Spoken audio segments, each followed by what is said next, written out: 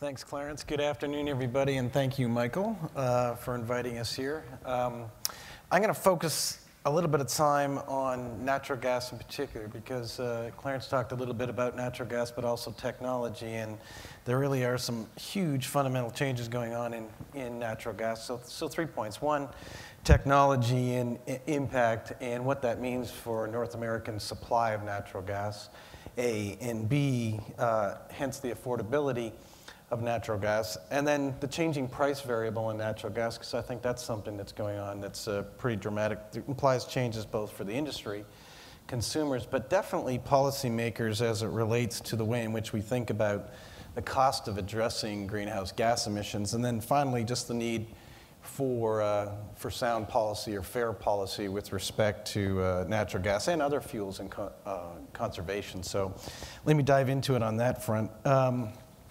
Definitely a lot of changes going on in the gas industry, and we're pretty excited about all of that.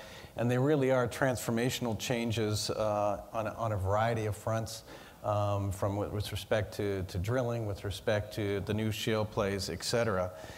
And frankly, even though the last time this group met was 2 years ago, from a gas industry perspective, it might as well have been 2 decades ago with the changes and the current pace of change.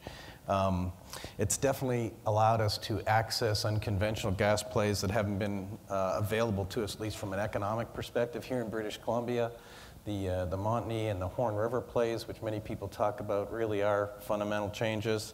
Obviously in places like Louisiana, the Haynesville, and now in Pennsylvania and New York, the Marcellus, all of which have interesting challenges, but totally changed that landscape.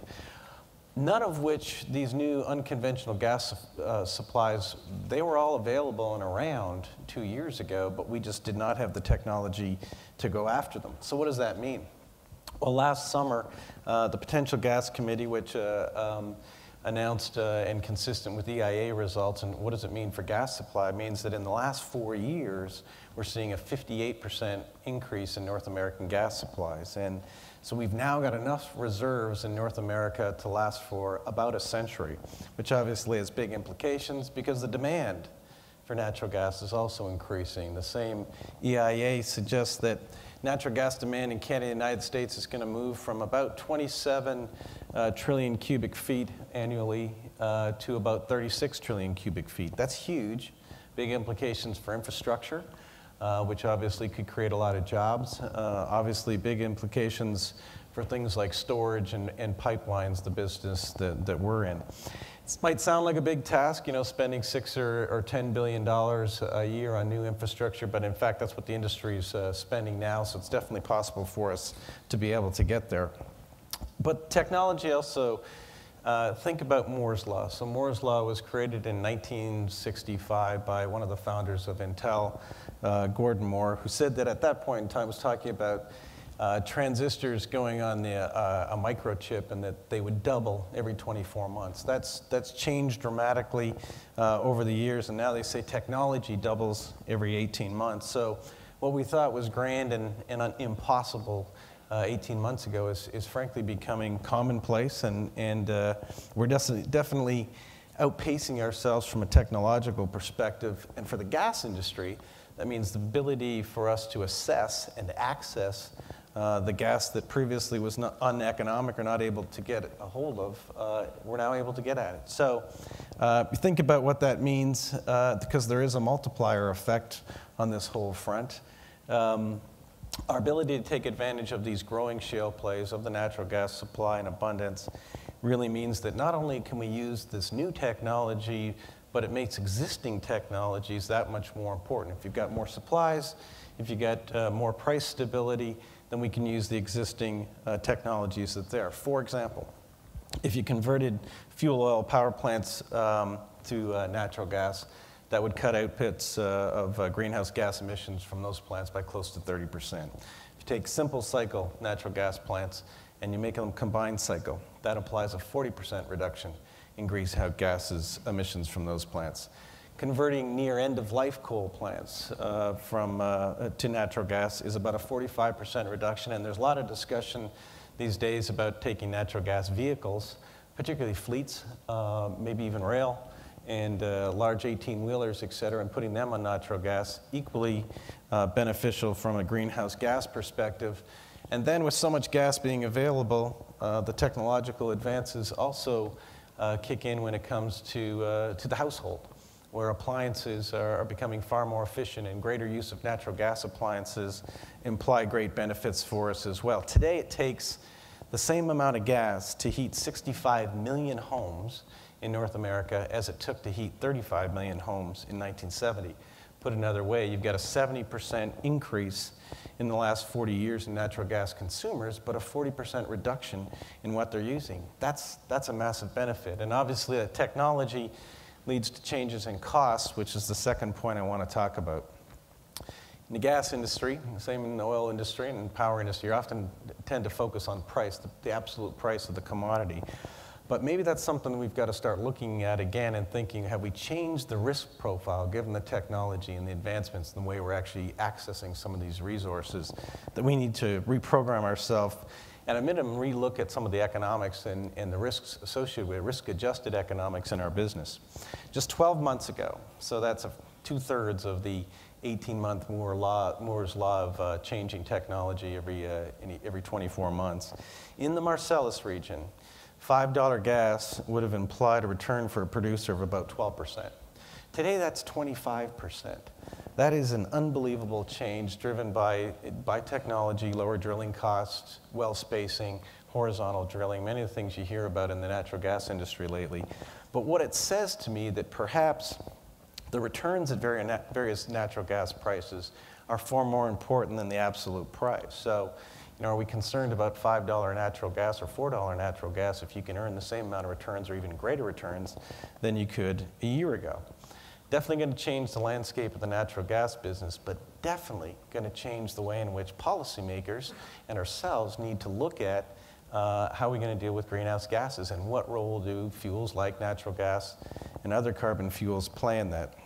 So technology, big benefit, definitely changing the landscape, definitely changing the landscape from an environmental perspective as well. And price, definitely a win-win from a producer perspective, from a consumer perspective, and I would argue a policymaker's perspective. But technology and price, I don't think are enough either.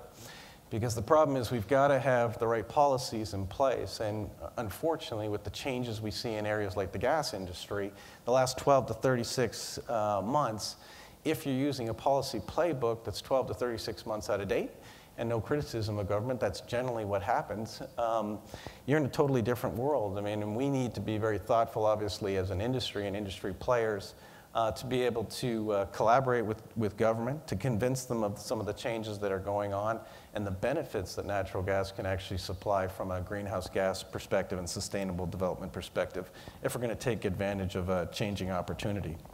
Typically, energy policy in North America has been driven by price volatility. Maybe we won't see the same type of price volatility. I wouldn't suggest we'll see no price volatility, but I would suggest from natural gas it's going to be a lot less than it's been in the past because of these new supplies. But that doesn't mean that we don't have to move forward on the policy front.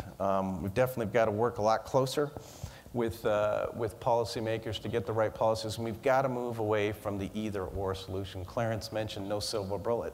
I think that's probably a common theme you'll find here. There is no silver bullet. Moving away from the either or ultimatums is critical. It's not coal versus nuclear. It's not wind versus gas. It's not conservation versus production. Frankly, we're going to need the whole slate.